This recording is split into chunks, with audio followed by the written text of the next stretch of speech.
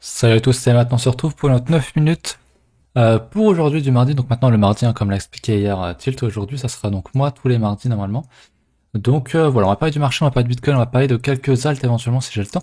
On va parler aussi de ce genre de graphiques qui sont extrêmement bullish. Bon là il faut attendre une confirmation. Mais si je regarde par exemple un indice des alts, des shit, c'est extrêmement bullish. Donc voilà, les algues commencent à se réveiller, je pense que ça se voit sur vos folios. Dites-moi ça en commentaire, qu'est-ce qui pump bien chez vous. De mon côté, bah, vous le devez le savoir, hein, c'est le FXS qu'on va regarder juste après. Donc voilà, on va commencer par Bitcoin. En hebdo, on avait un beau doji semaine dernière. Alors je pense que c'est juste un doji simple parce qu'on a quand même encore une belle mèche en bas et en haut. Donc je pense que c'est un doji simple, pas étonnant hein, sur un ATH. On l'a forcément piégé du monde ici. Tous les gens qui avaient leur stop, peut-être des gens qui ont FOMO à l'achat. Je pense surtout que c'était des gens qui ont FOMO à l'achat parce que, comme je l'avais partagé sur Twitter, et ici aussi en vidéo, on sait qu'on a beaucoup de liquidités en dessous. Je vais d'ailleurs essayer de vous retrouver ça. Je vais le remettre à jour. J'aurais bien viré ce truc. Hop, on va essayer de le mettre en grand. Euh, hop. Et on voit que voilà, il y a énormément de stops qui sont juste en dessous. On voit qu'à 61 000, là, il y a vraiment beaucoup de liquidités potentielles. Donc comment calculer ce truc-là? Bah, c'est simple en fait. Ils savent quand est-ce que quelqu'un entre en position. Et ça nous donne des niveaux théoriques de liquidation. Bordel, c'est pas du tout pratique leur truc. Ça nous donne des niveaux de liquidation théoriques en fonction des différents leviers. Et on voit donc que là, il y a beaucoup de stops à aller chercher. Beaucoup de liquidités juste en dessous à 61 000. Donc je pense qu'il y a beaucoup de gens qui sont court terme, très à l'achat. Ce qui est à mon sens une erreur. Quand on voit ce genre de graphe, j'ai pas encore regardé ceci. L'order flow un peu plus en détail. Mais on voit que ouais, y a du spread qui est élevé, donc les gens sont prêts à acheter plus cher un Bitcoin euh, alors qu'ils ne devraient pas.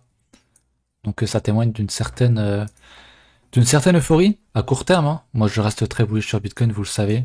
J'avais dit hein, quand on l'avait réintégré, quand on avait cassé la tâche, que je n'aurais pas été étonné si on allait aller plus bas un peu.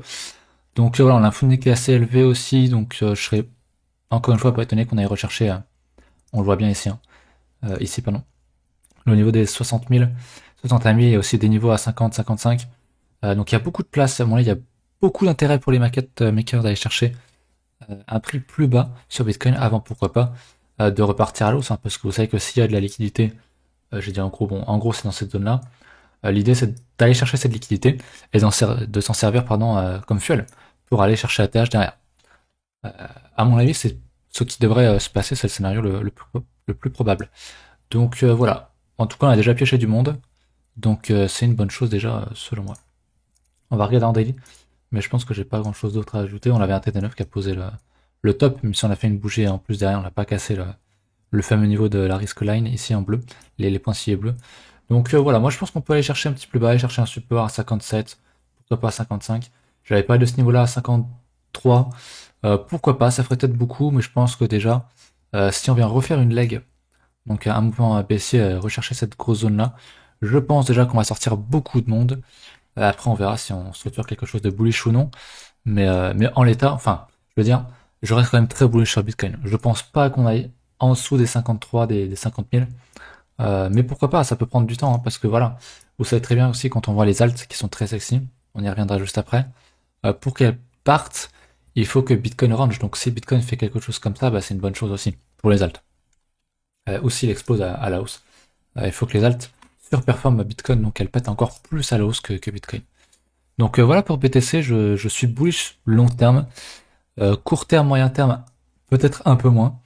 Mais encore une fois, c'est pas parce que je suis bearish, même si j'avais dit quand on avait cassé ici, j'avais dit on ira sans doute plus bas, sans doute un bull trap. C'est pas une raison pour short ici, je veux dire, pour moi il n'y a pas du tout de setup pour entrer short. Au contraire, mon idée c'est plus, je serais intéressé par ce niveau-là, si on a des setups ici, des divergences, des TD9 pardon, ou autre chose qu'importe votre setup, il y a peut-être un achat à prendre avec un stop ici et rider la hausse, voilà, avec un risque reward intéressant. C'est ce que j'entends par tout ça. Donc voilà, on va regarder du coup les alts. J'aimerais quand même checker avant.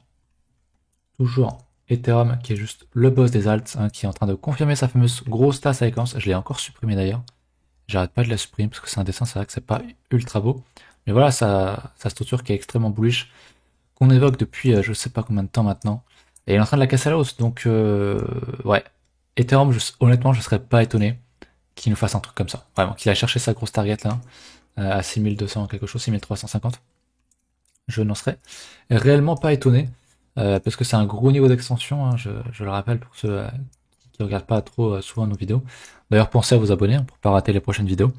Mais voilà, gros niveau d'extension bottom 2016, top 2018, ça nous donne les premières extensions, donc c'est vraiment les premiers niveaux de profit. C'est voilà, le 1.272 extension, donc 6347 sur Coinbase, jusqu'à 13 500 sur le 1.41. Honnêtement, quand je vois ça, je pense qu'on pourrait aller chercher même le 1.618 sur Ethereum.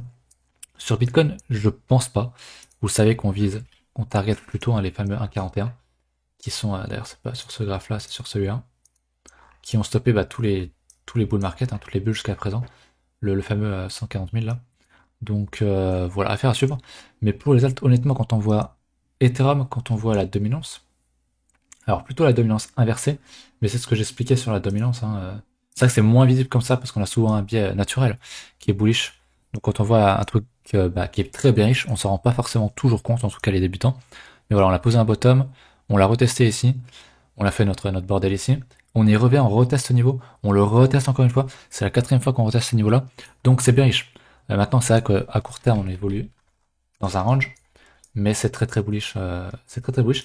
Et donc pour avoir ce graphe inversé, il suffit juste de prendre celui-ci, donc le total 2 divisé par Bitcoin. Et on voit très bien que là, déjà, ça parle beaucoup plus. C'est la même chose, hein, mais en inversé. Et voilà, on voit qu'on a une belle résistance qui a été retestée, qui est retestée. Donc là aussi, on pourrait parler de tasse avec Hans. Et c'est juste extrêmement bullish, à condition, bien sûr, encore et toujours, qu'on casse. Qu'on casse ça. Si on casse ça, c'est bull market sur les altes pendant plusieurs mois. Et il y aura des shitcoins qui, je l'ai dit, qui feront des 100% par jour. Alors pas pendant 6 mois, mais voilà, parce que forcément quand tu connais des 100%, tu vas forcément connaître des moins 50%, si ce n'est même davantage. Mais ça va péter très très fort si on casse ce gros niveau résistant qui est là depuis 2018. Faut quand même le notifier, donc extrêmement bullish. Honnêtement, si on regarde le shit perp de FTX, que je repasse en daily, on voit très bien qu'on est sur un gros niveau résistant, ici, je vais mettre comme ça, qui avait bien été travaillé 3 fois ici, qu'on a retapé ici, qu'on a cassé, mais qu'on a fake out, qu'on réintègre, qu'on retape, et qu'on revient encore et encore et encore et encore, inlassablement chercher. Et ça, si ça casse, si on close au-dessus, donc si on se trouve mauvais outil, si on casse ça, si on fait un nouveau plus haut ici, honnêtement, de toute façon, tout est lié. Ça va se voir sur la Bitcoin dominance, on va tout casser. Et je pense vraiment qu'on va avoir une très très grosse accélération sur les cryptos, donc sur les altcoins. Bitcoin pourrait très bien range encore très longtemps, comme j'ai expliqué. Les aides sont tellement sexy, je sais pas ce que va faire Bitcoin. Peut-être que Bitcoin va totalement dump et qu'on va avoir du coup la fameuse décorrélation altcoin-Bitcoin. C'est déjà arrivé, est-ce que ça réarrivera? Je sais pas. Tout ce que je sais, c'est que les graphes en daily, en hebdo, etc., donc sur quand même des grosses unités de temps, sur les altcoins sont bullish. Donc je m'intéresse aux altcoins. Qu'importe ce que fait BTC, pour moi les setups sont un peu passés, les setups les plus safe. Bien sûr, du swing est toujours possible, mais ce que je vois là sur les alts, moi, c'est juste extrêmement bullish. On va regarder du coup mon petit FXS, qui peut être bien depuis un petit moment. On va demander des targets. Alors, je vais regarder s'il n'était pas listé avant. FXS. Ou si on a que ça. Ah, ok, j'avais pas vu. Je savais pas qu'on avait ce niveau-là. Donc voilà, il a quand même très peu d'historique. Hein, il n'était pas là en 2017, donc je peux pas prendre le grand retracement de la bulle pour prendre des targets. Mais déjà là, si je prends ça, et que je mets un petit fibo, on s'est arrêté au 50%, donc c'est souvent un niveau qui paye bien. Maintenant, on voit aussi que ce gros niveau, hop, si je mets sur le niveau de clôture ici, bah c'est la troisième fois qu'on le tape. Donc je serais pas étonné qu'on le casse. Il y a énormément de volume en plus, forcément, vu le mouvement. Donc ouais, je serais pas étonné pardon, qu'on le casse. Et, euh, et maintenant, on va falloir jouer sur les extensions, et ce que j'ai marqué ici. Au niveau des extensions, j'avais celle-là qui me paraissait être la plus importante. Donc on l'a touché pile poil le 1.272. Maintenant, perso, je vise au moins du 1.618, voire du 2.618, hein, parce que moi je suis très orienté long terme. Mais pour ceux qui veulent peut-être réarranger leur bague, rééquilibrer un petit peu tout le bordel, et ben voilà les différents niveaux. Après, vous pouvez mettre différentes extensions. Hein. Si je voulais prendre un truc un peu plus petit, j'aurais pris cette extension-là, que je retrouve mon bordel.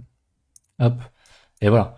On a tapé sur le 1.41, pourquoi pas aller chercher le 1.618, qui colle avec le 1.41 de la plus grande extension, ça sera sans doute un gros niveau, hein, les 22.46, ça peut être un gros niveau.